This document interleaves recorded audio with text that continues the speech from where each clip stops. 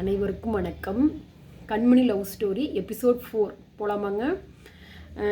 குமரன் வந்து வெயிட் பண்ணிகிட்ருக்கிறான் கண்மணி பதிலுக்காக. எங்கள் விநாயகர் கோயில், ஆலமரத்தில் விநாயகர் கோயில் இருக்குது, பக்கத்துலேயே தெப்பக்குளம் இருக்குது, அங்கே தான் வந்து குமரன் வெயிட் பண்ணிகிட்டு இருக்கிறான். கண்மணி கண்மணி வரும்போது அவ்வளோ அழகாக பட்டுப்புடவை கட்டிட்டு, தலை நிறைய மல்லிகைப்பூ வச்சுக்கிட்டு, ஒரு தங்க நெக்லஸ் கிராண்டாக போட்டு, கை நிறைய வளையல் போட்டு, கோயிலிருந்து அம்மன் சிலையே வெளியில் வர மாதிரி அவ்வளோ அழகாக வரா. குமரன் கண்ணிமைக்காமல் பார்க்குறான். ரொம்ப நீ இன்றைக்கி அழகாக இருக்க, அற்புதமாக இருக்குன்னு சொல்லி குமரன் சொல்கிறான். சரி குமரா, நான் உனக்கு பதில் சொல்லட்டுமா? சொல்லு கண்மணி, அதுக்கு தான் நான் காத்து கொண்டிருக்கிறேன் அப்படின்னு சொல்லி சொல்கிறேன். இந்த பட்டுப்புடவை எனக்கு யார் வாங்கி கொடுத்தா தெரியுமா? தெரியல. 2 வருஷத்துக்கு முன்னாடி நான் பெரிய பொண்ணு அண்ணன்ல திரட்டி வச்சாங்கல்ல, திரட்டிக்கு எனக்கு கதிர்மாமா பட்டுப்புடவை வாங்கி கொடுத்தாங்க. இந்த தங்க நெக்லஸும் கதிர்மாமா வச்ச சீர் தான். நான் போட்டுக்கிற கொலுசும் கதிர்மாமா வாங்கி கொடுத்தது தான். போட்டுக்கிற தங்க வளையலும் கதிர்மாமா வாங்கி கொடுத்தது தான். சரி கண்மணி, இப்போ எதுக்கு சம்மந்தமே இல்லாமல் அதெல்லாம் என்கிட்ட சொல்லிகிட்ருக்குற? இல்லை குமரா, நம்ம சொந்தத்துலேயே வந்து கதிர்மாமா மட்டும்தான் கொஞ்சம் நல்லாவே வசதி. நானும் ஏழ்மை தான், நீயும் ஏழ்மை தான். அதனால் நான் கதிர்மாமா பையன் ராஜு கல்யாணம் பண்ணிக்கிட்டா நானும் வசதியாகிடலாமல்ல, எனக்கும் ஆசை இருக்குமில்ல. எனக்கு சின்ன வயசுலேருந்து ரொம்ப ஆசை வசதியாக இருக்கும்ன்ட்டு. அதுக்கு ஒரே வழி, நான் வந்து ராஜ கல்யாணம் பண்ணிவிட்டு நானும் வசதியாயிரும்ல, அதனால் என்னை மன்னிச்சிரு, உன்னை என்னால் கல்யாணம் பண்ணிக்க முடியாது அப்படின்னு சொல்லி கண்மணி சொல்லிடுறா. உடனே குமரன், லூஸ் மாதிரி பேசாது, இப்போ தான் 11வது படிக்கிறோம், நான் நல்லா படிக்கிறேன், நல்லா நான் படித்து காலேஜெலாம் போய் நல்ல வேலைக்கு போய் கை நிறைய நான் சம்பாதிப்பேன். கை நிறைய நான் சம்பாரித்தா உனக்கும் நான் தங்க நெக்லஸ் வாங்கி கொடுப்பேன், என்னாலையும் முடியும். கொஞ்சம் நீ வெயிட் பண்ணணும், நான் இப்போவே கல்யாணம் பண்ணிக்கலான்னு சொன்னேனா அப்படின்னு சொல்லி குமரன் கேட்குறான். இல்லை குமரா, சரி நீ படித்து வேலைக்கு போய் நீ நல்லா படிக்கிறேன்னு தெரியும், ஸ்கூல்லேயே நீ தான் டாப்பர்னு தெரியும், கண்டிப்பாக உனக்கு நல்ல வேலை கிடைக்கும். என்ன தான் நீ சம்பாரிச்சு இது பண்ணாலும் கதிர்மாமா அளவுக்கு உன்னால் வசதியாக வருவியாங்கிறது டவுட்டு தானே, கேள்விக்குறி தானே அப்படின்னு சொல்லி கண்மணி சொல்கிறா. சரி கண்மணி, எல்லாம் சரி, உனக்கு கதிர்மாமா வாங்கி கொடுத்த நெக்லஸ்ஸு, வளையல், கொலுசு, எல்லாம் பட்டுப்புடவை எல்லாம் போட்டிருக்கிற. எங்கள் அப்பா வாங்கி கொடுத்தாங்கல்ல, எங்கள் அப்பா உனக்கு மாமா தானே, தாய் மாமா தானே, எங்கள் அப்பா உனக்கு திரட்டிக்கு வாங்கி கொடுத்த செயின் எங்கே, அதை போடக்கானா?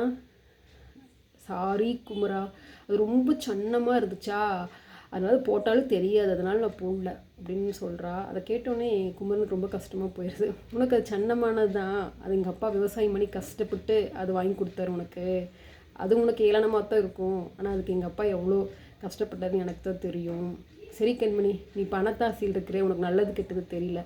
சரி, நீ ராஜு கல்யாணம் பண்ணிக்கிற, ராஜு காதலிக்கிறன்னு சொல்லிட்டு இருக்கிறியே, ராஜு இதுக்கு ஓகே சொல்லிட்டானா? கதிர்மாமா, கதிர் பெரியப்பா, சரி எனக்கு குமரனுக்கு பெரியப்பா தானே, கதிர் பெரியப்பா அதுக்கு ஓகே சொல்லிட்டாரா அப்படின்னு சொல்லி குமரன் கேட்குறான். கதிர் மாமா என்ன மருமகளையும் தான் கூப்பிடுறாங்க, அதனால் கண்டிப்பாக ஓகே சொல்லிடுவாங்க. எங்கள் அப்பா கூட தான் உன்னை மருமகளையும் கூப்பிடுறாங்க, நீ முறப்பு, எனக்கும் நீ முறப்பொண்ணு, ராஜுக்கும் நீ முறப்பொண்ணு, ஸோ மருமகளையும் தான் கூப்பிடுவாங்க. எங்கள் அப்பாவும் அப்படி தான் கூப்பிடுவாங்க, ராஜுவோட அப்பாவும் அப்படி தான் கூப்பிடுவாங்க, அதுக்காக உன்னை கல்யாணம் பண்ணி வச்சுருவான்னு சொல்ல முடியாது அப்படின்னு குமரன் கொஞ்சம் கோபமாகவே சொல்கிறான். ஏன்னா அந்தளவுக்கு கண்மணி சின்ன வயசுலேருந்து கண்மணி ரொம்ப பிடிக்கும் குமரனுக்கு. இப்போ கண்மணி வந்து நோ சொன்னோடனே குமரனால் ஏற்றுக்க முடியல. ஆனால் அந்த கொஞ்சம் கோபம் இருக்குங்களவா, இப்போவே உனக்கு நான் வந்து நிரூபித்து காமிக்கிறேன், வா இப்போவே வா, கதிர்மாமா வீட்டுக்கு போகலாம் வா அப்படின்னு சொல்லி குமரனை கூட்டிகிட்டு போகிறா கண்மணி. அங்கே பெரிய பங்களா மாதிரி வீடு இருக்குது. கதிரேசன் வந்து பேப்பர் படிச்சுட்ருக்கிறாரு. காலிங் பில் அடித்தோடனே வாங்கப்பா அப்படின்னு சொல்லி கதவு நிற்கிறாரு. 2 பேர் வராங்க. என்ன 2 பேர் ஒட்டுக்கா வந்திருக்கிறீங்க, வாங்க வாங்க அப்படின்னு சொல்லிட்டு 2 உட்கார வைக்கிறாங்க. அங்கே வேலைக்கார அம்மாட்ட வந்து காஃபி போட்டுவாமா, சுட சுட போண்டா பச்சி ஏதாவது போட்டுவாமா அப்படின்னு சொல்லி சொல்கிறாரு. அந்த வேலைக்கார அம்மா, சமையல் செய்கிற அம்மாவும் போட போகிறாங்க, காஃபி போட போகிறாங்க. அப்புறம் அத்தை எங்கே அப்படின்னு சொல்லி கண்மணி கேட்குறா. அத்தை கோயிலுக்கு போயிருக்கா சாமி, நீங்கள் வந்த விஷயத்த சொல்லுங்கள், அதிசயமாக இருக்குது.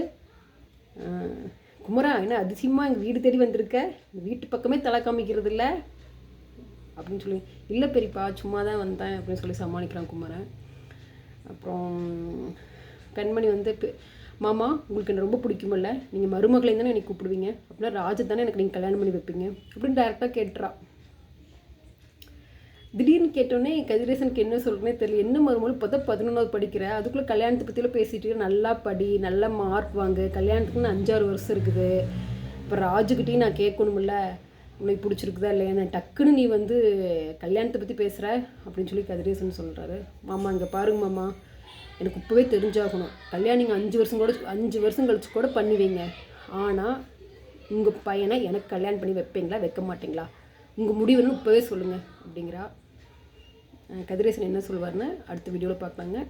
நன்றி, வணக்கம்.